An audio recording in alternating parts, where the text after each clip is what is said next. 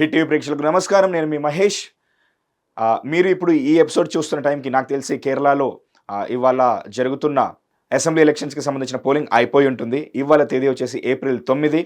So 2026 assembly elections కొన్ని రాష్ట్రాల్లో ఏదైతే జరుగుతుందో దానికి సంబంధించిన ప్రీ పోల్ సర్వే గురించి మనం రెగ్యులర్గా ఎపిసోడ్స్ చేస్తున్నాం. తమిళనాడు, వెస్ట్ బెంగాల్ ఆల్రెడీ చేసాం. ఈరోజు కేరళతో చేస్తున్నాం. కేరళకి సంబంధించిన కేరళ స్టేట్కి సంబంధించి చేస్తున్నాం. అది కూడా చూసినట్టయితే ఇది second pre poll survey and updated pre poll survey. ఫస్ట్ది కూడా కాదు, సెకండ్ది. సో ఫస్ట్ దానికి సెకండ్ దానికి తేడా ఏంటో లాస్ట్ స్లైడ్లో మీకు కూడా తెలుస్తుంది. సో ఓవర్ టు సురేష్ కోచటిల్ గారు, senior political analyst, senior journalist కూడా, and also born Keralite. So ఆయనకి ఇంకా డీప్ ఇన్సైట్స్ తెలిసి ఉంటాయి ఆయన స్టేట్ నుంచి. ఎందుకంటే జియో పాలిటిక్స్ని మనం రెగ్యులర్గా ఇదే హిట్ వేదికగా మనం డిస్కస్ చేస్తుంటాం. సో అక్కడి విశేషాలని కళ్ళకు కట్టినట్టుగా క్రిస్టల్ క్లియర్గా మన స్టాండ్ ఏంటో మనకి ఇప్పుడు ఏదైతే వస్తుందో దాని వెనకాల ఉన్న ముఖ్య ఉద్దేశాలు మనకి అయితే క్లియర్గా ఎక్స్ప్లెయిన్ చేస్తారో. ఇప్పుడు కేరళ గురించి అయితే నాకు తెలిసి కొంచెం ఎక్కువగా ఓన్ చేసుకొని చెప్తాను అనుకుంటున్నాను. Sir, over to you sir. Welcome. నమస్కారం. Hit TV studio. Please. So కేరళలో ఇవాళ మహేష్ చెప్పినట్లు ఎలక్షన్ ఓటింగ్ నడుస్తుంది. సాయంత్రం 5 దాకా ఉంటుంది.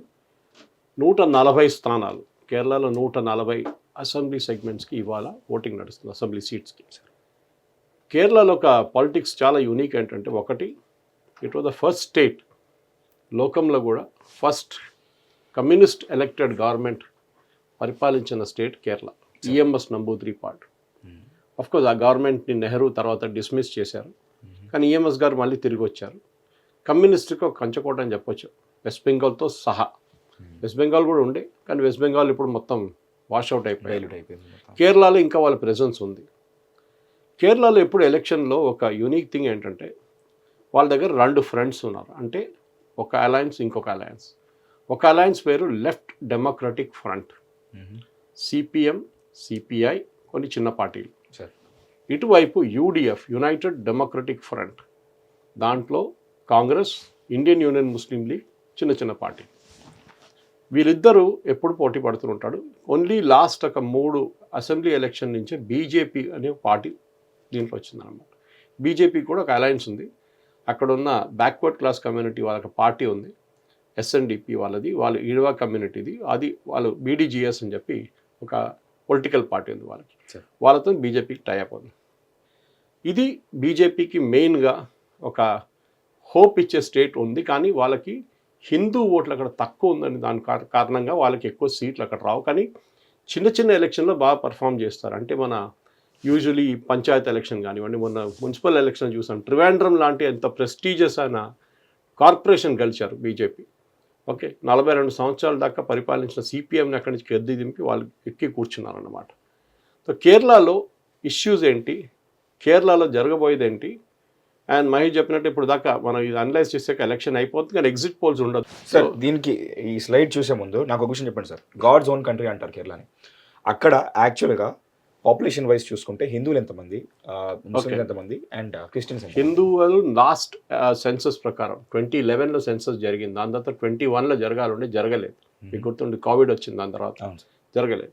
సో అప్పుడు 51% ఉండే హిందువులు.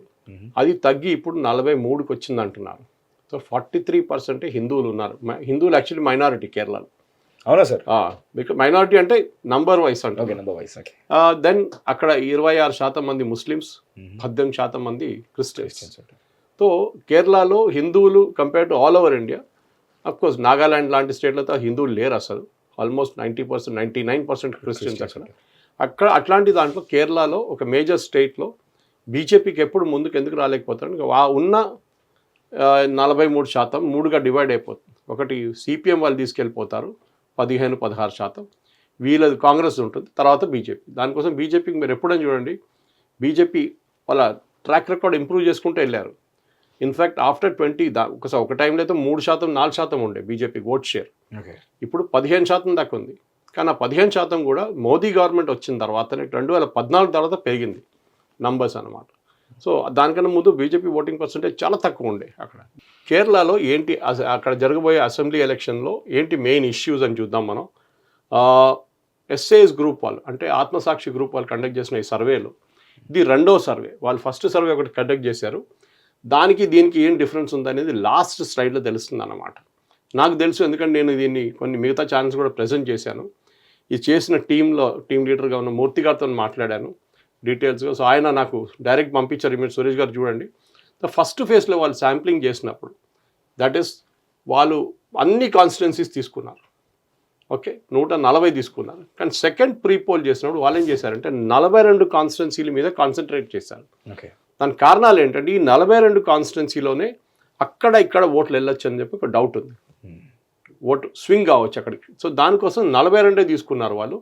ఫస్ట్ దాంట్లో వాళ్ళు మొత్తం 140 తీసుకున్నప్పుడు 28,800 అంటే 28,800 శాంపుల్ తీసుకున్నారు. ఇది కూడా నేను మూర్తిగా దగ్గర అడిగాను. సరే, మోస్ట్ ఆఫ్ ద సర్వేస్లో ఒక డౌట్ ఏమొస్తుందంటే ఇంట్లో కూర్చొని సర్వే చేస్తారు కొంతమంది, బయటికి వెళ్తారు 10 మందిని కలవమంటే 5 మందిని కలిసి మిగతా 5 మంది ఇంట్లో కూర్చొని ఫోన్ చేసి చేస్తారు. సో మీ టీం శాంపుల్ కలెక్ట్ చేసే టీం ఎట్లా చేస్తున్నారని అడిగితే ఆయన చాలా క్లియర్గా ఏం చెప్పారంటే, సురేష్ గారు వీళ్ళు ఇంటర్వ్యూ చేయాల్సి వస్తుంది, వీడియో మొబైల్ ఫోన్ తీసుకొని వీడియో కాల్ చేసి, అంటే వాళ్ళు డైరెక్ట్గా వాళ్ళని రికార్డ్ చేయాల్సి వస్తుంది. దాని తర్వాత ఆ లొకేషన్ని జియో ట్యాగ్ చేయాలి. అప్పుడు క్లియర్గా తెలిసిపోతుంది వీళ్ళు ఎక్కడి నుంచి చేస్తున్నారు అనేది. Okay, that is a clarity అనమాట. సో 42 సెలెక్టెడ్ కాన్స్టిట్యున్సీలు చేశారు.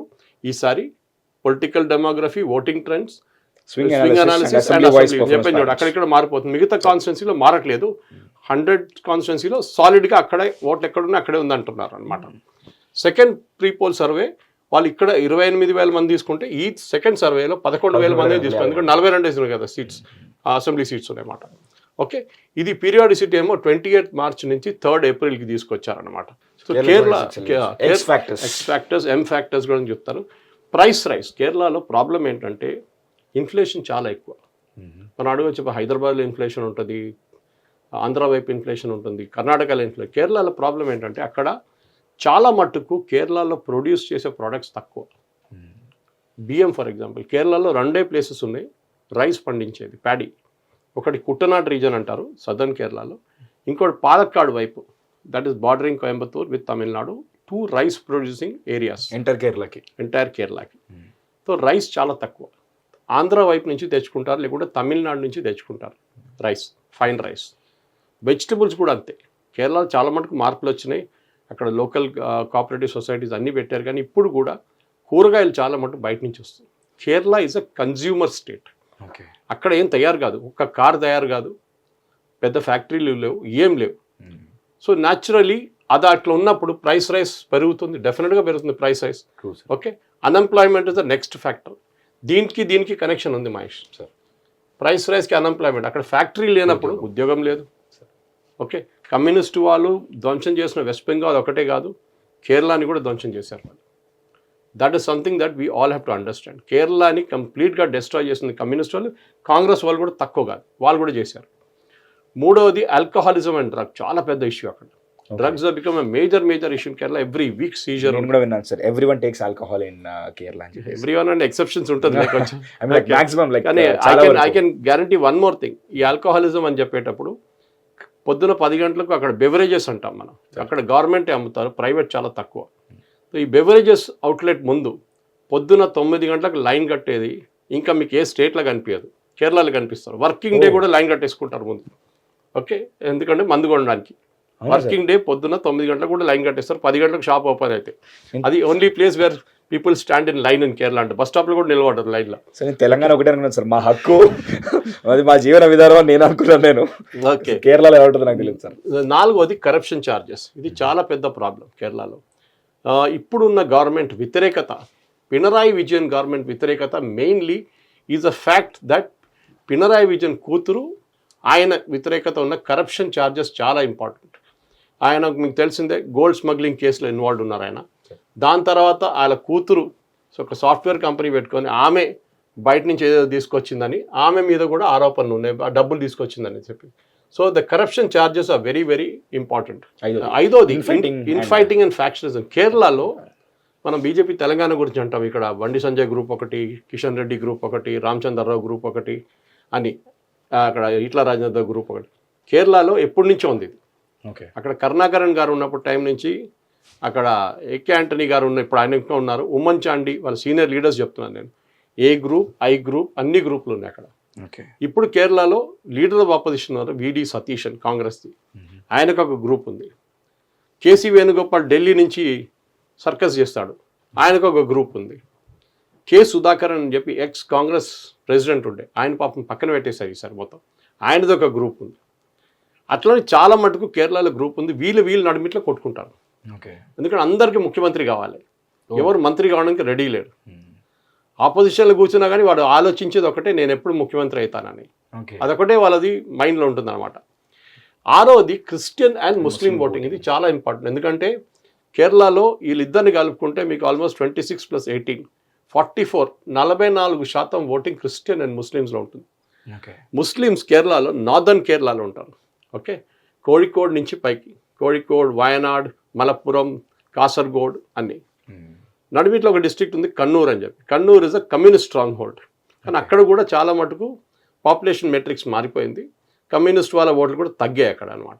So most of the Muslim voting happens in northern Kerala, where Indian Union Muslim League వీళ్ళది జిన్నా వాళ్ళ పార్టీ ఒరిజినల్లీ. కానీ కాంగ్రెస్ వైపు, కాంగ్రెస్తో ఉన్న అలయన్స్ ఉన్న పార్టీ వాళ్ళు మీరు కన్సిడర్ చేస్తే చాలా మోడరేట్ ముస్లిమ్స్ వాళ్ళు.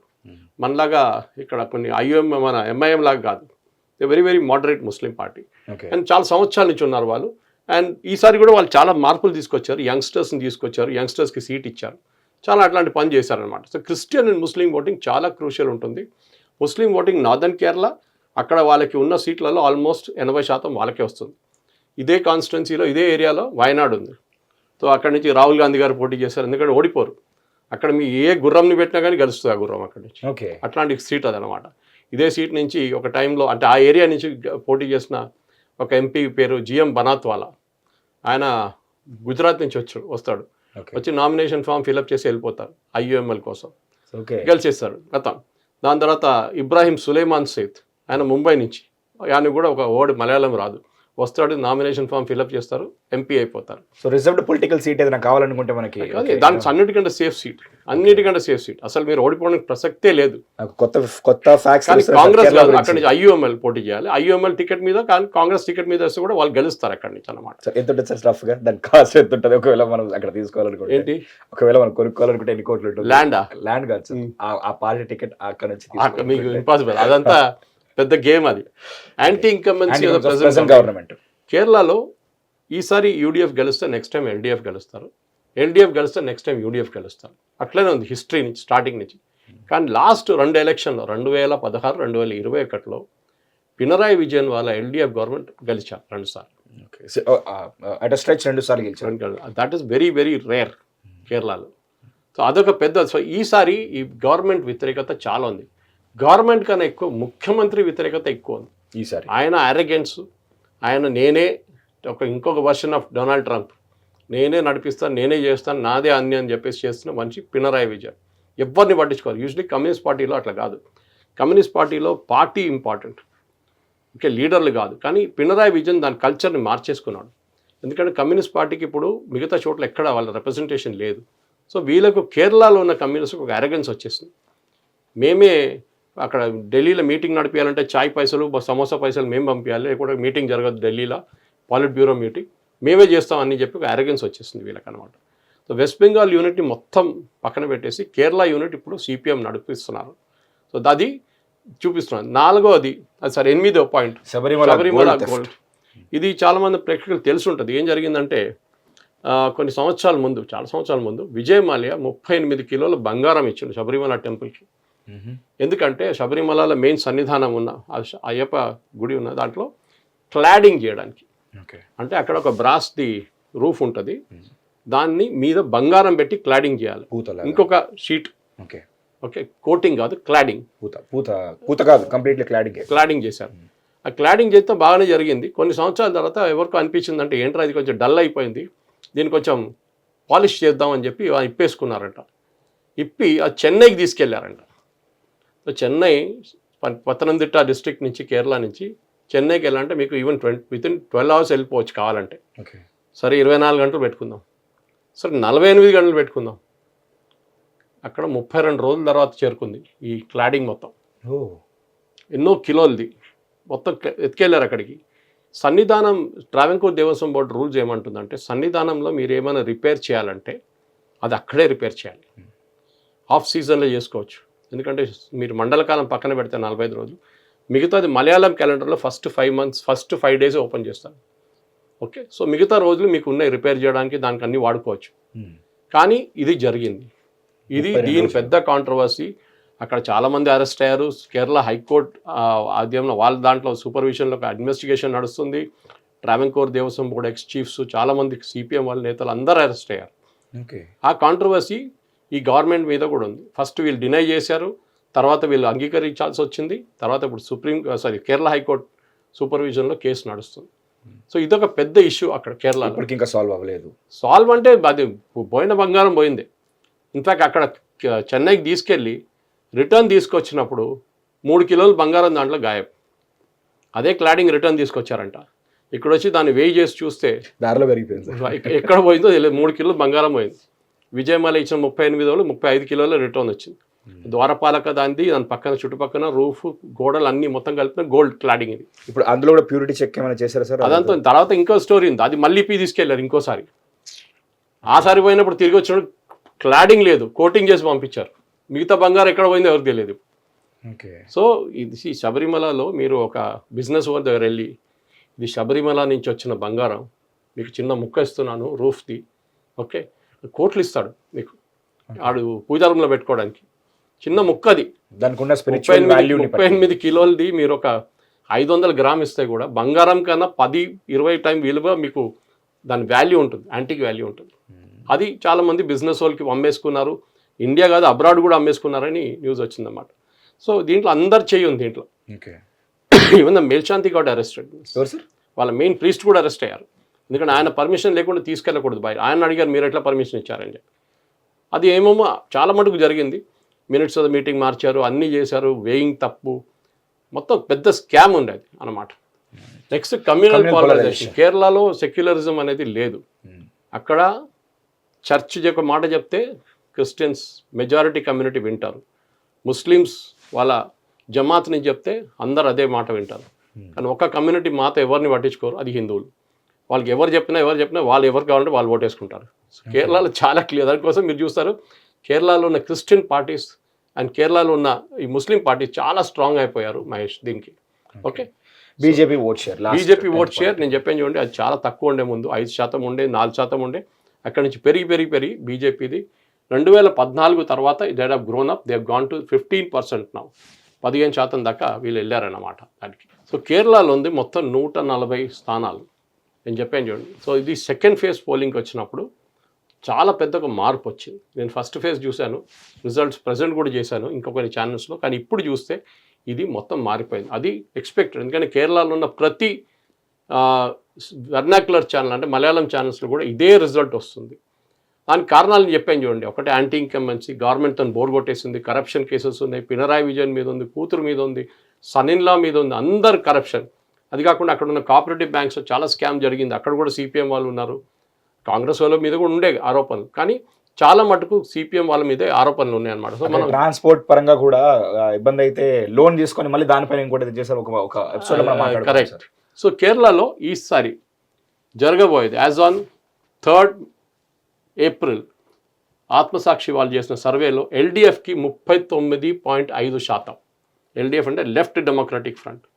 యూడిఎఫ్కి దానికన్నా 2% ఎక్కువ, 41.5%. బీజేపీకి 15%, మిగతా వాళ్ళకి 4%. నా ఇప్పుడైనా కేరళ ఎలక్షన్లో మార్జిన్ చాలా తక్కువ ఉంటుంది.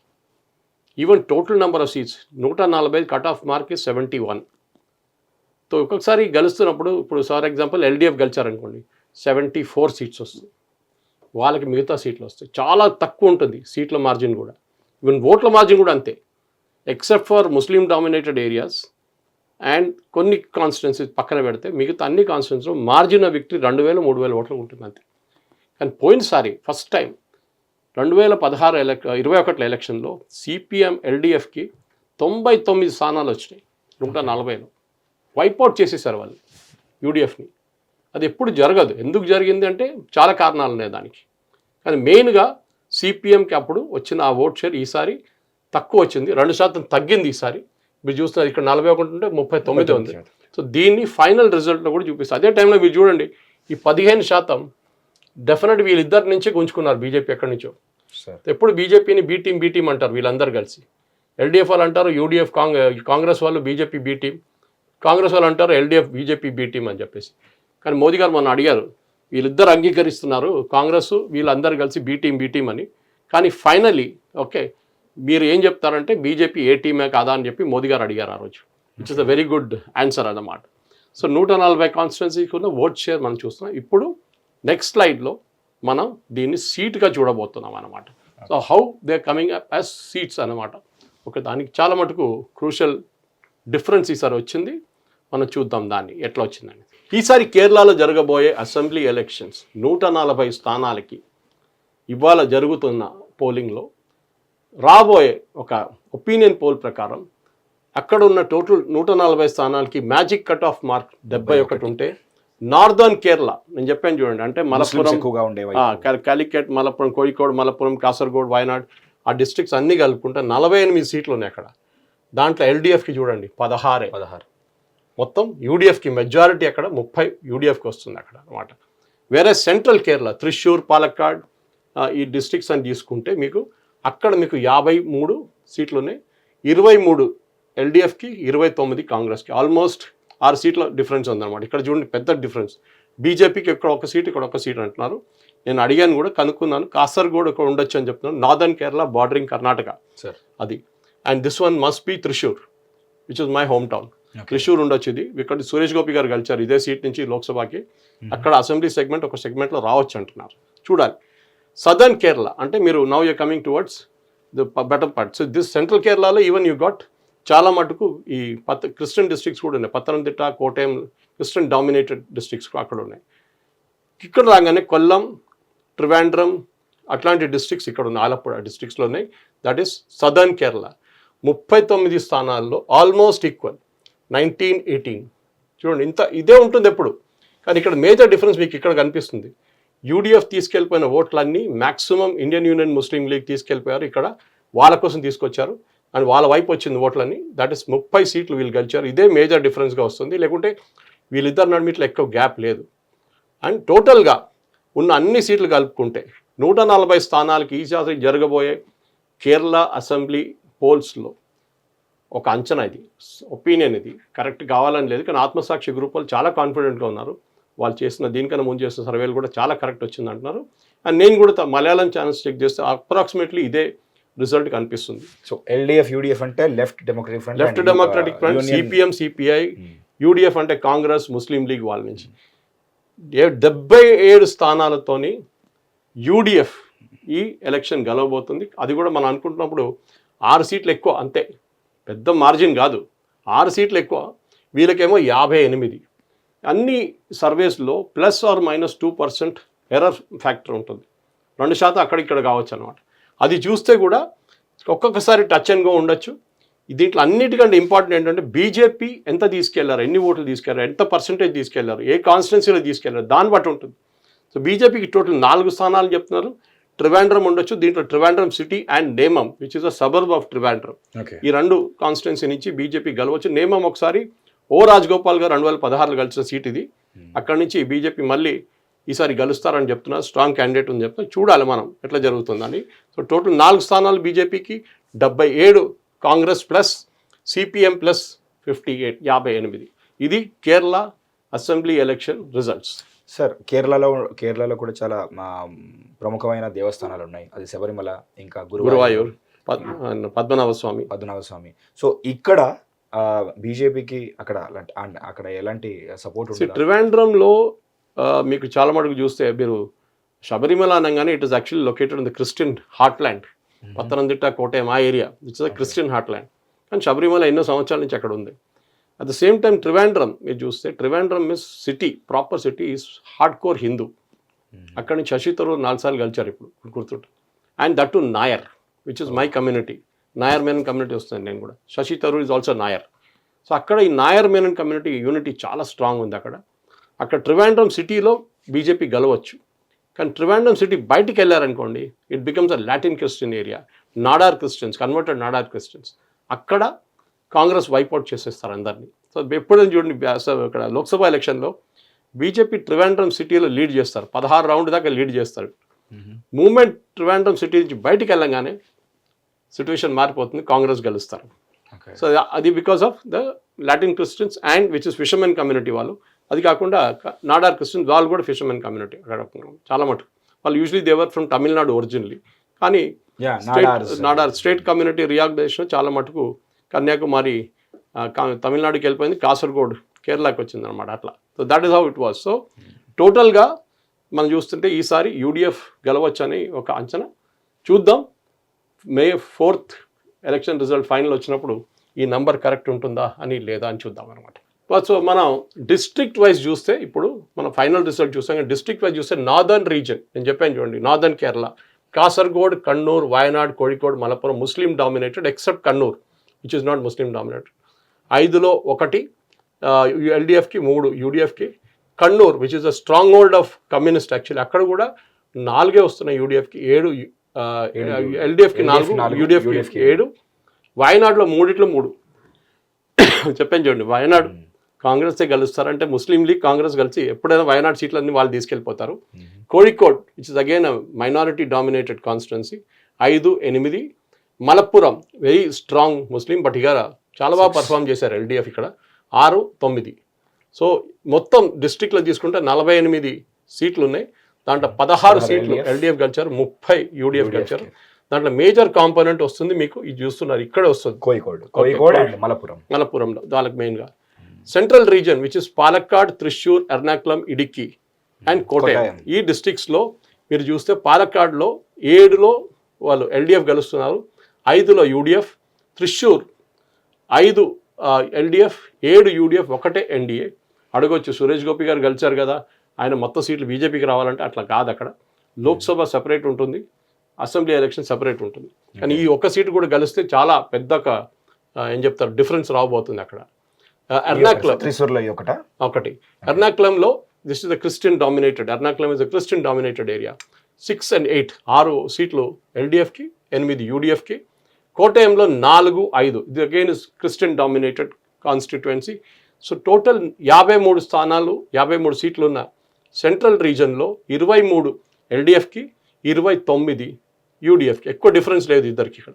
మీరు నెక్స్ట్ దానికి వస్తే సదర్న్ రీజన్, కేరళలో ఉన్న సౌత్ రీజన్, ఇక్కడ ఉన్న 9 స్థానాల్లో Alappuzha which is in the southern part of Kerala, 5 స్థానాలు ఎల్డిఎఫ్కి, 4 యూడిఎఫ్కి. Pathanamthitta Christian dominated area, again Sabarimala ఈ ఏరియాలో వస్తుంది పత్తనంతిట్ట. ఇక్కడ 5లో 2 ఎల్డిఎఫ్కి, 3 యూడిఎఫ్కి రాబోతుంది. Kollam is very close to Trivandrum, అక్కడ 11 స్థానాలు ఉన్నాయి, 6 ఎల్డిఎఫ్కి, 5 యూడిఎఫ్కి. తిరువనంతపురం 6 ఎల్డిఎఫ్కి, 6 యూడిఎఫ్కి, 2 బీజేపీ. ఇది బేసిక్లీ ట్రివాండ్రం సిటీ అండ్ నేమం అదే ఉండొచ్చు నా అంచనా ప్రకారం. So total 140 స్థానాలకి 58 LDF, 77 UDF. Cut off mark is 71 and 4 స్థానాలు ఎన్డీఏకి వస్తుంది అనమాట. ఇది ఫైనల్ అనాలిసిస్. ఆన్ పేపర్ చూసుకున్నట్టయితే లెక్కలైతే ఇవి, బట్ గ్రౌండ్ రియాలిటీకి దగ్గర కదా మీకు ఇంకా బెటర్గా తెలుసు, ఎందుకంటే మీరు ఎక్కువగా అది ఫాలో అవుతుంటారని మీకు ఇంకా. కేరళ పాలిటిక్స్ అనేది ఒక డిఫరెంట్ కప్ ఆఫ్ టీ అండి. రిలీజియన్, కమ్యూనిజం, ఏం చెప్తారు, హిందూయిజం అన్నీ కలుపుకుంటే, ఇస్లాం అన్నీ కలుపుకుంటారు అక్కడ. ఒక కిచడీ లాగా ఉంటుంది. కానీ పాలిటిక్స్ చాలా మటుకు రిలీజియస్ బేస్డ్ ఉంటుంది ఓటింగ్. అది కేరళలో చూస్తున్నాం మనం. బీజేపీ ఇప్పుడే కొంచెం పైకి వచ్చింది, కానీ దీనికన్నా ముందు హిందువులు చాలా మటుకు కమ్యూనిస్టులు, కాంగ్రెస్కు ఓటేస్తుండే. ఓకే, ఓన్లీ మోదీ గారు వచ్చిన తర్వాత గవర్నమెంట్, సెంట్రల్ గవర్నమెంట్లో వచ్చిన తర్వాత 2014 తర్వాతనే బీజేపీ గ్రాఫ్ పెరగడం మొదలైంది అనమాట. అప్పుడు దాకా 5, 7, 3% ఓట్లు ఉండే, ఇప్పుడు 15% ఓట్ల దాకా వచ్చారు వీళ్ళు. సో గ్రౌండ్ రియాలిటీ ఇంకా మీకు క్లియర్గా తెలుసు కాబట్టి కొంచెం ట్రాన్స్పరెంట్గా నాకు అక్కడ కొన్ని క్వశ్చన్స్ ఉన్నాయి సార్ అక్కడ గవర్నమెంట్కి సంబంధించి. Sure. So anti incumbency and continuity గురించి సార్. సో కేరళలో సాధారణంగా ఎవ్రీ 5 yearsకి ప్రభుత్వం అక్కడ మారుతూ ఉంటుంది, ఆల్టర్నేట్ పవర్ వస్తుంటుంది. కానీ 2021లో సార్ ఎల్డిఎఫ్ ఆ సంప్రదాయాన్ని బ్రేక్ చేసింది. సో ఈ సర్వే చూస్తుంటే మళ్ళీ ఎల్డిఎఫ్కి హ్యాట్రిక్ ఛాన్స్ ఉందా, లేకపోతే ఈసారి యూడిఎఫ్కి ఏమైనా ప్లస్ అవుతుందా? అది యూడిఎఫ్ గెలుస్తారు ఈసారి, దాంట్లో డౌట్ లేదు. చాలా మటుకు విసుకొచ్చేసారు అక్కడ ఉన్న వాళ్ళకి. పినరాయి విజయంతో చాలా కోపంలో ఉన్నారు ప్రజలు అక్కడ. ఆయన ఏం చెప్తారు, అరెగెన్స్ మెయిన్లీ. ఆయన ఒక ఏం చెప్తారు, నేనే అన్నిటికీ నేనేం చెప్తాడు ఆయన. పార్టీ కూడా పట్టించుకోడు ఆయన. చాలామంది వాళ్ళ క్లోజ్ ఫ్రెండ్స్ని కూడా పక్కన పెట్టేశారు క్యాబినెట్ నుంచి. ఎవరైనా కొంచెం పవర్ఫుల్గా ఆయన తీసి పడేస్తారు పార్టీ నుంచి. ఆయన క్యాప్టెన్ ఇమేజ్ ఇంకా స్ట్రాంగ్గా ఉందా సార్? ఎవరిది? Pinarayi Vijayan. No his image he's gone down a lot. అంతే ఈ ఎలక్షన్ తర్వాత ఆయన పక్కన పెట్టేస్తారు పార్టీ కూడా, అంత ఇన్ఫ్లుయెన్స్ ఉండదు ఆయనకి. So BJP and India factor sir. So గతంలో సురేష్ గోపి గారు ఇందాక మీరు చెప్పారు త్రిశూర్ నుంచి గెలవడం ఒక హిస్టరీ అని చెప్పేసి. సో ఆ సర్వే ప్రకారం ఇందాక మీరు చూపించిన ఈ సర్వే ప్రకారం చూస్తే ఎన్డీఏ ఓట్ షేర్ పెరుగుతున్నట్టు కొంచెం కనిపిస్తుంది. ఇది ఎవరి ఓట్లను చీలుస్తుంది? ఎల్డీఎఫ్ ఓట్ బ్యాంకా లేకపోతే యూడిఎఫ్ హిందూ ఓట్ బ్యాంకా? లైక్ దీంట్లో మెయిన్గా ఇప్పుడు వీళ్ళ వైపు వచ్చేది బీజేపీ వైపు ఎప్పుడు వస్తుంది? 1-2% మిగతా పార్టీల నుంచి ఉంచుకుంటారు. బీజేపీకి ఒక ఒరిజినల్ ఓట్ బ్యాంక్ ఉండే 2014 నుంచి, అది మారలేదు. ఎక్కువ 13 ఉండే, అది ఇప్పుడు 15 అవుతుంది. సో ఎక్కువ 1% ఇక్కడ నుంచి సిపిఎం నుంచి కాంగ్రెస్ నుంచి రావచ్చు. అది బేసిక్లీ శబరిమల ఇష్యూ తర్వాత వచ్చింది, నాట్ శబరిమల గోల్డ్ కేసు. శబరిమలలో మహిళలు ఎక్కించిన ఆ ఒక కేసు అక్కడి నుంచి మొదలైంది అది. సో మహిళల ప్రవేశం గురించి అక్కడి నుంచి చాలా మటుకు హిందువుల మీద అత్యాచారాలు, హిందువుల మీద లాఠీచార్జ్, ఇప్పుడు కూడా 35,000 కేసులు హిందువుల మీద పెట్టారు. వాళ్ళు విత్డ్రా చేయలేదు ఇప్పుడు దాకా. ఆ కోపం హిందువులకు ఉండే, ఆ కోపం మీద ట్రాన్స్లేట్ అవుతుంది ఓటుగా అనమాట, ఓట్ షేర్. కానీ అంత కావట్లేదు. మొత్తం అందరు కలిసి ఓట్ చేస్తే డెఫినెట్గా బీజేపీకి 10-15 సీట్లు కూడా రావచ్చు. కానీ జరగట్లేదు. వాళ్ళ దగ్గర ఒక కమ్యూనిస్ట్ వాళ్ళకి స్పెషలీ వాళ్ళ ఒక 3 జనరేషన్స్ నుంచి ఓట్ చేసేటోళ్ళు ఉన్నారు. గ్రాండ్ ఫాదర్, ఫాదర్, కొడుకు. ఓకే, కాంగ్రెస్లో ఏమో వాళ్ళ బీజేపీ వ్యతిరేకత ఉన్న చాలామంది ఉన్నారు, వాళ్ళు కాంగ్రెస్కి వేస్తారు, హిందువులే అగైన్. సో అక్కడ సెక్యులర్ హిందూస్ ఉన్నారు, వాళ్ళు వేస్తారు కాంగ్రెస్కి. ఇదనమాట. దానికోసం బీజేపీ అదైనా వస్తుంది. లేకుంటే బీజేపీ ఈజీగా ఒక 35% వాళ్ళకి రావాల్సిన ఓట్ షేర్ రావట్లేదు. సో ట్రయాంగులర్ కాంగ్రెస్ గురించి మాట్లాడదాం సార్. త్రిముఖ పోటీ అని చెప్పేసి చెప్పారు. సో అక్కడ ఏమన్నా బీజేపీ కింగ్ మేకర్ అన్ని ప్లేసెస్లో లేదు. ఎందుకంటే మీకు తెలిసిపోతుంది చాలా మటుకు 4 స్థానాలే గెలుస్తున్నారు బీజేపీకి. అంత పెద్ద సీట్ మెజారిటీ రావడానికి బీజేపీ కింగ్ మేకర్ రావడానికి కొన్ని సంవత్సరాలు వెయిట్ చేయాల్సి వస్తుంది. పాపులేషన్ పెరుగుతూనే అవుతుంది, కానీ హిందూ పాపులేషన్ కన్సిస్టెంట్గా కేరళలో తగ్గిపోతుంది. క్రిస్టియన్ పాపులేషన్ కూడా, ముస్లిం పాపులేషన్ పెరుగుతుంది కేరళలో. సో క్రిస్టియన్స్ అండ్ ముస్లిమ్స్ ఇద్దరి పాపులేషన్ చూసుకుంటే అక్కడ 40-44% వరకు చాలా చేంజెస్ తీసుకోవచ్చు. గవర్నమెంట్ ని బ్రేక్ చేశారు కూడా, అలాంటి అవకాశం ఉంది. సో ముస్లిం మరియు క్రిస్టియన్ ఓటర్లని కేరళలో డిసైడింగ్ ఫ్యాక్టర్స్ ఎలాగైతే ఉన్నాయో ఈ సర్వే డేటా ప్రకారం మైనారిటీలు ఎటువైపు మొగ్గు చూపుతున్నారు? యూడిఎఫ్ తన పట్టు నిలుపుకోగలరు. యూడిఎఫ్ ముస్లిం ఓట్లు తీసుకెళ్ళిపోతారు, కొంచెం మటు క్రిస్టియన్ ఓటు తీసుకెళ్ళిపోతారు. ఎల్డిఎఫ్కి క్రిస్టియన్ ఓట్స్ వస్తుంది, కానీ అంత ఎక్కువ కూడా రాదు వాళ్ళకి. సార్ ఈ ఎస్డిపిఐ అండ్ లేకపోతే ఇతర సంస్థల ప్రభావం ఎన్నికల మీద ఎలా ఉండబోతుంది సార్? డెఫినెట్గా ఉంటుంది. వీళ్ళు ఎవరికి ఓట్ వేస్తారు, వీళ్ళు ఎవరికి ఓట్ ట్రాన్స్ఫర్ చేస్తారు, దాని మీద ఉంటుంది. వాళ్ళు పోటీ చేస్తే ఇంకోటి, SDPI is a political wing of PFI, banned terrorist organization, Popular Front of India. కానీ వాళ్ళ పొలిటికల్ ఆర్మ్ ఇప్పుడు కూడా ఉంది. ఆలోచించండి, వాళ్ళ ఓట్ల కోసం ఏమైనా సిద్ధరామయ్య కర్ణాటకలో వాళ్ళ వెంటబడి ఓట్లు తీసుకున్నారు. కేరళలో కూడా అంతే. కేరళలో కమ్యూనిస్ట్ వాళ్ళు ఈ ఎస్డిపిఐ ఓట్లు తీసుకుంటారు. ఎస్డిపిఐ దగ్గర వెళ్ళి వాళ్ళ ఓట్లు అడుగుతారు. ఎందుకంటే ఐయుఎంఎల్ అని చెప్పి ఇండియన్ యూనియన్ ముస్లిం లీగ్ కాంగ్రెస్తో ఉన్నారు. సో వీళ్ళకి అట్లాంటి ఒక స్ట్రాంగ్ ముస్లిం ప్రెసెన్స్ లేదని చెప్పి ఎస్డిపిఐ ఓట్ల కోసం సిపిఎం వాళ్ళు ఏమైనా చేస్తారు. కిలోమీటర్కి ఇక్కడ ప్రాంతీయ అనాలిసిస్ మారిపోతుంది సార్ ఇక్కడ. ఎందుకంటే స్ట్రాంగ్గా ముస్లిం హోల్డ్ ఉన్న దగ్గర కూడా ఒక సిపిఎం వాళ్ళ ఫ్యాక్టర్స్ పనిచేసేవి కూడా ఉన్నాయి. సో సర్వేలో చూస్తే మలబార్ రీజియన్, అదే ఉత్తర కేరళ ఏదైతే ఉందో అటువైపు ట్రావెన్కోర్, దక్షిణ కేరళ వాళ్ళ ఫలితాలు చాలా తేడా కనిపిస్తుంది. సో దీనికి కారణం ఏంటి? లోకల్ ఇష్యూస్ ఏమన్నా దీనికి? లోకల్ ఇష్యూస్ కన్నా ఎక్కువ చాలా మటుకు రిలీజియస్ ఇష్యూసే ఉంటుంది sir. Northern Kerala Muslim dominated, central Kerala Christian dominated, southern Kerala Christian and Hindu dominated. ఇది 3. దానికోసం మీరు చూస్తుంటారు బీజేపీకి 2 సీట్లు వస్తుందని, కానీ అది కూడా సదర్న్ రీజన్లో వస్తుంది, నార్దర్న్ రీజన్లో కాదు. సో అది చాలా మటుకు నార్దర్న్ రీజన్ వచ్చే ఒక సీటు కూడా పాసిబిలిటీ కాసర్గోడ, అది ఎందుకంటే బార్డరింగ్ కర్ణాటక, ఉడిపి, మ్యాంగ్లూర్ ఆ బెల్ట్ నుంచి వస్తుంది. కన్నడ మాట్లాడతారు చాలామంది అక్కడ. అక్కడ కొంచెం హిందూ ఫీలింగ్ ఉంది. దానికోసం బీజేపీకి అక్కడి నుంచి ఒక సీటు రావడానికి ఛాన్స్ ఉంది అంటున్నారు, కానీ డౌట్ఫుల్ అది కూడా. వేరే స్టేట్ ఎలక్షన్స్ని కానీ లేకపోతే అక్కడ మేనిఫెస్టోలు కానీ వాళ్ళ క్యాలెండర్స్ కానీ రిలీజ్ చేసినప్పుడు ఫస్ట్ సార్ ఫోకస్ చేసేది నిరుద్యోగం, జాబ్ క్యాలెండర్, గ్రూప్ నోటిఫికేషన్ అని చెప్పేసి మనం తెలుగులో చూస్తుంటాం ఎక్కువగా. కానీ మీరు చెప్పారు ఫస్ట్ అక్కడ ఉండేది నిరుద్యోగం, చాలా వరకు అక్కడ ఎవరు మన కన్స్యూమర్ స్టేట్ అని చెప్పేసి చెప్పారు మీరు. సో మేజర్ ఇష్యూస్, ప్రధాన సమస్యలు ఏవైతే ఉన్నాయో కేరళ ఆర్థిక పరిస్థితి మరియు నిరుద్యోగ సమస్య గురించి సర్వేలో ప్రజలు ఏమంటున్నారు? సంక్షేమ పథకాలు ఏమన్నా ఓట్లు రాల్చగలవా? ఉంటాయి అక్కడ సంక్షేమ పథకాలు? సంక్షేమ పథకాలు చాలా ఉన్నాయి, ప్రతి గవర్నమెంట్ దగ్గర ఉన్న అక్కడ కూడా ఉంది. కానీ ఇన్ఫాక్ట్ అవే వాళ్ళ ట్రంప్ కార్డ్స్ కూడా ఉంటుంది. కానీ కేరళలో మెయిన్గా ప్రాబ్లం ఏంటంటే నేను చెప్పాను ఒకటి, ఉద్యోగం. ఇప్పుడు గవర్నమెంట్ ఉద్యోగం చాలా ఉన్నాయి అక్కడ మనలాగానే. ఓకే, ఎందుకంటే గవర్నమెంట్ ఉద్యోగం ఉంటే మీకు పని చేయక్కర్లేదు. So that is an advantage అక్కడ. అది ఒకటి తీసుకుంటారు వాళ్ళు, చాలా అడ్వాంటేజ్గా తీసుకుంటారు, చాలా ప్రెస్టీజ్ అక్కడ. ఐఏఎస్కి కోచింగ్ ఎట్లా ఇస్తారో అట్లనే కేరళలో ఈ గవర్నమెంట్ ఉద్యోగం జరుగుతున్న ఎగ్జామ్ కోసం కూడా అట్లనే కోచింగ్ ఇస్తారనమాట.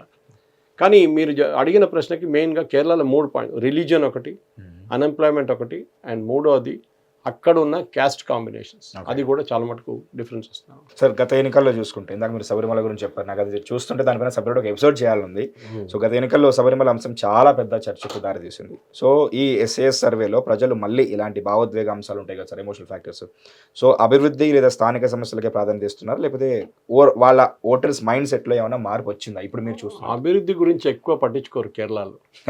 ఓకే, చాలా ట్రాజిక్ అన్నమాట. ఎడ్యుకేటెడ్ అంటారు, నంబర్ 1 100% లిటరేట్ అంటారు, కానీ అక్కడ కూడా రిలీజియన్ బేస్డ్ ఓటింగ్ ఒకటి ఉంటుంది. నెక్స్ట్ ఎమోషనల్ బేస్డ్ ఓటింగ్ ఒకటి ఉంటుంది. అంటే బీజేపీ వ్యతిరేకత చాలా మంది హిందువులకే ఉన్నాయి. అంటే బీజేపీ చాలా అగ్రెసివ్, బీజేపీ హిందుత్వ అని చెప్పేసి బీజేపీ వ్యతిరేకంగా ఓటేసే హిందువులు చాలా మంది ఉన్నారు. దానికోసం మీరు చూసిన బీజేపీ 15% వస్తుంది. ఉత్తరప్రదేశ్ లాగా కాదు, బీహార్ లాగా కాదు, మహారాష్ట్ర లాగా కాదు. ఇక్కడ even Hindus vote against Hindus ఇక్కడ. అది ఫర్ ఎగ్జాంపుల్ మీరు గురువాయూర్ తీసుకోండి, గురువాయూర్ కాన్స్టిట్యున్సీ ఫేమస్ టెంపుల్. అక్కడ ఇవాళ దాకా కాంగ్రెస్ కానీ కమ్యూనిస్ట్ కానీ ఇవాళ దాకా ఒక హిందూ క్యాండిడేట్ని పెట్టలేదు అక్కడ. అక్కడ నుంచి వాళ్ళు ముస్లిం క్యాండిడేట్ పెడతారు, ఆ ముస్లిం క్యాండిడేటే గెలుస్తారు అక్కడ. Either Congress or CPM. హిందువులు గెలవారు అక్కడి నుంచి. సో 1,00,000 మంది కలిసి కూర్చొని పనిచేసే ఒక పెద్ద సంస్థ కేరళలో లేదు. అక్కడ రానివారు కూడా అక్కడ లోకల్ పాలిటిక్స్ కమ్యూనిస్టులతో ఉండే ప్రాబ్లం ఏదని చెప్పేసి మీరు ఇంతకుముందు కూడా చెప్పారు. సో చాలా వరకు బయటికి వెళ్ళి పనిచేస్తూ అంటారు. So correct. సో వేరే స్టేట్కి వెళ్ళడం కానీ వేరే కంట్రీకి వెళ్ళడం కానీ చూస్తుంటారు. సో కేరళ నుంచి పెద్ద ఎత్తున ఈ విదేశాలకు వెళ్ళే యువత ఎవరైతే ఉంటారో, లైక్ బ్రెయిన్ డ్రైన్గా మనం అయితే కన్సిడర్ చేస్తాము. రాష్ట్రంలో ఉపాధి అవకాశాల కొరత గురించి ఈ సర్వే ఏం చెప్తుంది? ఇది అధికార పక్షానికి మైనస్ అయ్యే అవకాశం ఉంది కదా సార్? ఇది కాంగ్రెస్ ఉన్న కమ్యూనిస్ట్ వాళ్ళు ఉన్న ఒకటే కేరళ. అది ఎవడైనా అక్కడ ఒక కంపెనీ పెడితే అంత సంగతి వాడది, పిచ్చోడైపోతాడు. జెండా ఊపేస్తారు, ఫస్ట్ డే పెట్టేస్తారు, ఎర్ర జెండా వచ్చేస్తుంది అక్కడ. మీరేం చేయలేరు, ఫ్యాక్టరీ స్టార్ట్ చేయలేరు. మోహన్ లాల్ ఒక సినిమా ఉంది మిథునం అని చెప్పి, చూడాలి మీరు. అది చాలాసార్లు చెప్పారు రిఫరెన్స్. It is. అండ్ ఆయన ఒక బస్సు కొన్న సినిమా ఇంకోటి ఉంది, వరవేల్పు అని చెప్పి. So these cinemas you should understand. Kerala psyche అది డెవలప్మెంట్ అని లేదు. కేరళకు ఓల్డ్ ఏజ్ హోమ్గా మారిపోయింది. యంగ్స్టర్స్ లేరు అక్కడ, అందరు బయటికి వెళ్ళిపోయారు. ఉద్యోగం లేదు అక్కడ, బయటికి వెళ్ళి పనిచేస్తున్నారు. Either other states or Europe or యూఎస్కి వెళ్ళిపోతున్నారు. వాళ్ళ అమ్మ నాన్న ఉంటారు, పెద్దగా ఇల్లు కడతారు, డబ్బులు వస్తుంది. వీళ్ళు ఒక ఓల్డ్ ఏజ్ చూసుకోవడానికి ఒక మనిషిని పెడతారు, అంతే. ఆ జనరేషన్ పోయింది అనుకోండి, దాని తర్వాత ఇల్లు కూడా అమ్మేసి వాళ్ళు అక్కడే సెటిల్ అయిపోతారు, యూఎస్లో కానీ యూరోప్లో. All the wait for visa వచ్చేదాకా అంతే. ఈవెన్ నేను హైదరాబాద్ 5 లక్షల మంది మలయాళీస్ ఉన్నారు ఇక్కడ. 32 అసోసియేషన్స్ ఉంది, మలయాళీ అసోసియేషన్. ఆలోచించండి, ఎందుకు అక్కడి నుంచి రావాలి ఇక్కడ పనిచేయాలి? ఎందుకంటే అక్కడ ఉద్యోగం లేదు. ఎవడైనా పెట్టాలనుకుంటే వాడిని పెట్టనియరు, వాడిని బూర్జో చేసేస్తాడు. వాడిని మీరు బిలీవ్ చేయరు. అక్కడ చెమట తోడాలి అని చెప్పి నిర్మలా సీతారామన్ గారు మాట్లాడారు పార్లమెంట్లో. మీరు బయట నుంచి ఫర్ ఎగ్జాంపుల్ సోఫా తీసుకొచ్చారు, ఒక 60,000 రూపాయల సోఫా తీసుకొచ్చి దింపాలంటే మీరు దింపలేరు. మీరు దింపొచ్చు, మీ పన్ను వాళ్ళు చేయకూడదు. అక్కడ యూనియన్ ఉంటుంది, వాళ్ళు వస్తారు. 60,000 సోఫా అంటే వాళ్ళు ఒక 20,000 రూపాయలు అడుగుతారు దింపడానికి. తీసి మీ ఇంట్లో పెట్టడానికి 20,000 రూపాయలు అడుగుతారు. మీరు ఇవ్వకపోతే అంతే సంగతి, ఆ సోఫా అక్కడే ఉండిపోతుంది నెక్స్ట్ 10 రోజులు. ఇది పరిస్థితి. సోఫాకి ఎగ్జాంపుల్ ఇచ్చాను, అన్నీ ఇట్లానే.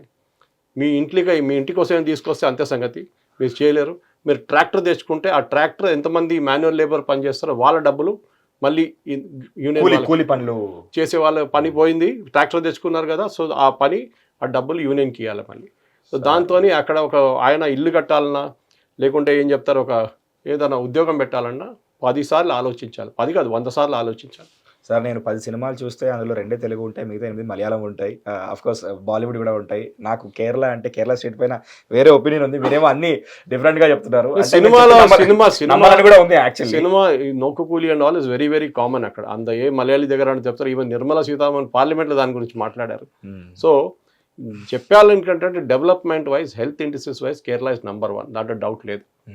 మీరు ప్రతి చిన్న ఊర్లో కూడా ఒక చిన్న హాస్పిటల్ ఉంటుంది. Health care system is super, as good as US or even Sweden.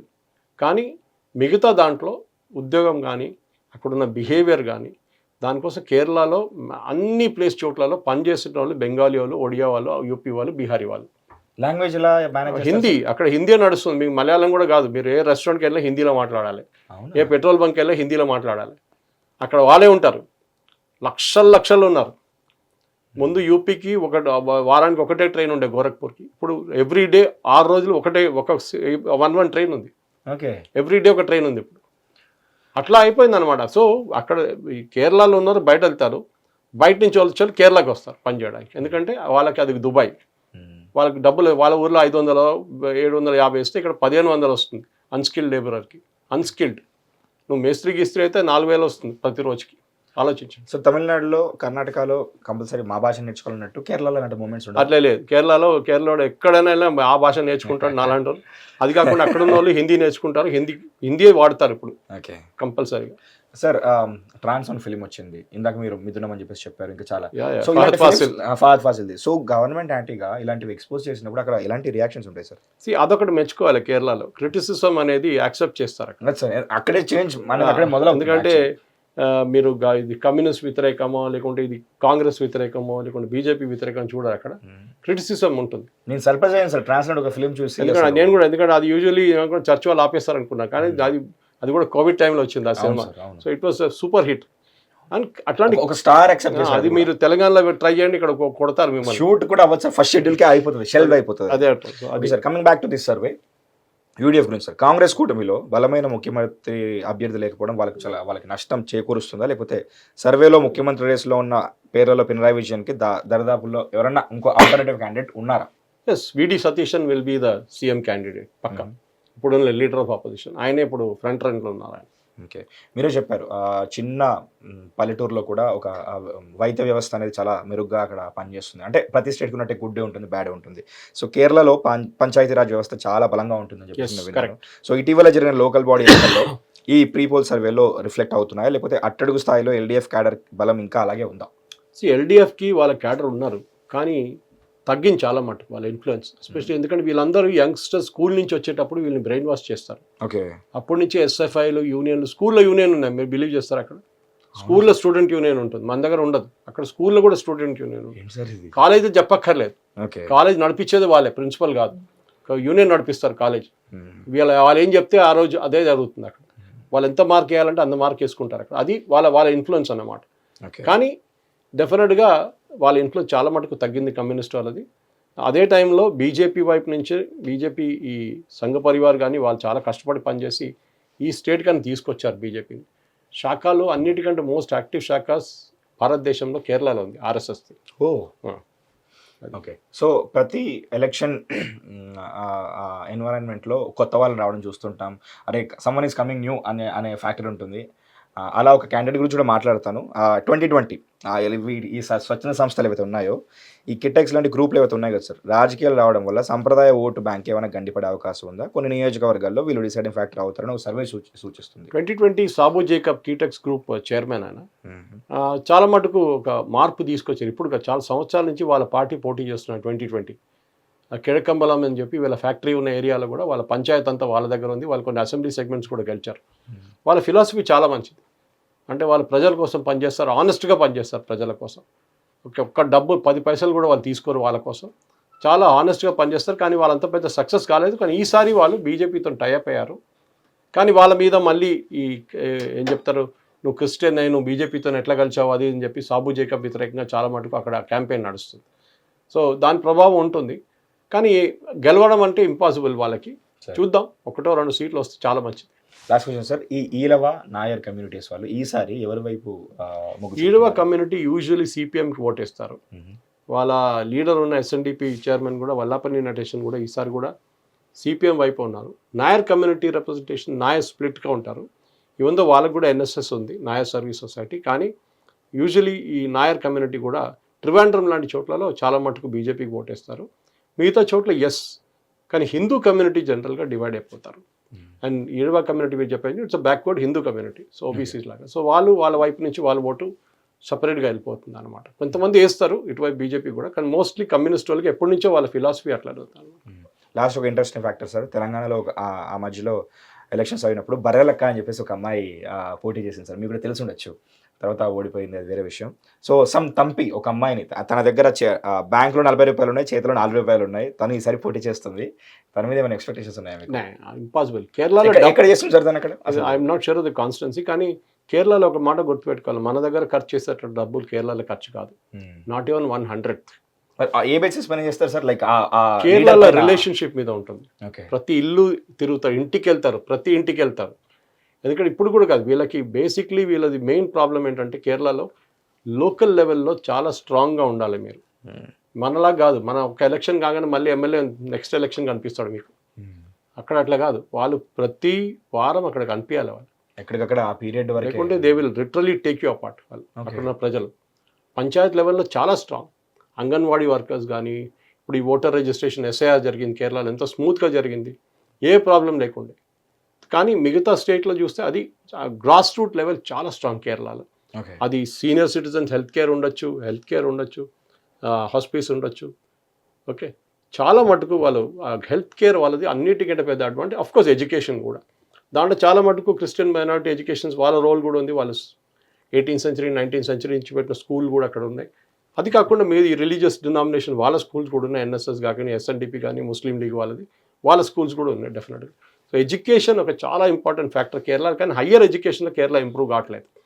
Graduation level దాకా ఉన్నారు, కానీ దాని తర్వాత అక్కడున్న ప్రజలు, అక్కడున్న అబ్బాయిలు అమ్మాయిలు బయటికి వెళ్ళిపోతుంది.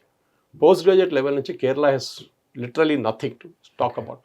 సో అది 2026 అసెంబ్లీ ఎలక్షన్స్. ముఖ్యంగా ఈ రోజు ఆల్రెడీ ఈ ఎపిసోడ్ మీరు చూస్తున్న టైం కల్లా ఆల్రెడీ ఎలక్షన్ అయిపోయిన కేరళ సెకండ్ ప్రీపోల్ సర్వే పరిస్థితి. సెకండ్ ప్రీపోల్ ఎందుకంటానంటే అప్డేటెడ్గా మీకు ఉంచాలి కాబట్టి ఫస్ట్ది కాకుండా సెకండ్ ఇస్తున్నాం. సో అప్డేటెడ్ ఫ్యాక్ట్స్ మీకు మీ ముందు ఉంటాయి.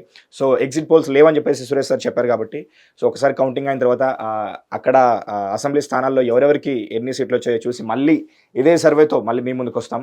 అండ్ సురేష్ సార్ చాలా చాలా చాలా థ్యాంక్ యూ. అండ్ ఇప్పుడు కేరళ, వెస్ట్ బెంగాల్ గురించి మాకు ఒక క్లియర్ కట్ ఒక ఐడియా వచ్చింది. దీని గురించి ఇంకా కొంచెం ఎక్కువ వచ్చింది. And fortunately you being a Keralite మాకు ఆ అడ్వాంటేజ్ని కొంచెం ఎక్కువ వాడుకోగలిగాం. Stadium to Hit TV, this is Mahesh. Hit TV app, ఇందులో short news, live news, entertainment shows, movies, digital magazines తో పాటు మీ జిల్లా వార్తలను కూడా ఫ్రీగా చూడొచ్చు. ఇంకెందుకు ఆలస్యం, వెంటనే హిట్ టీవీ యాప్ ని డౌన్లోడ్ చేసుకుని ఫ్రీగా ఎంటర్టైన్మెంట్ పొందండి. Hit TV app, hit TV app, please download hit TV app. Hit TV app ని ఫ్రీగా డౌన్లోడ్ చేసుకొని ఎంజాయ్ చేయండి. మీకు నచ్చిన ఎంటర్టైన్మెంట్ కోసం హిట్ టీవీ యాప్ ని ఫ్రీగా డౌన్లోడ్ చేసుకుని ఎంజాయ్ చేయండి. హిట్ టీవీ యాప్ ని డౌన్లోడ్ చేసుకుని ఆస్వాదించండి, ఆశీర్వదించండి. ఇంతమంది సెలబ్రిటీలు హిట్ టీవీ యాప్ ని డౌన్లోడ్ చేసుకోండి అని చెప్తున్నారంటే ఎంత మంచి యాప్ ఆలోచించండి. అమెరికా అమెరికాలో చదవాలనుకునే వాళ్ళకి విశ్వసనీయమైన పేరు మన శౌర్య కన్సల్టెన్సీ. UK లో 1 year masters, UK లో 1 year masters, 2 years work permit up to 5 years visa. Contact Saurya Consultancy. Contact 89851 89851.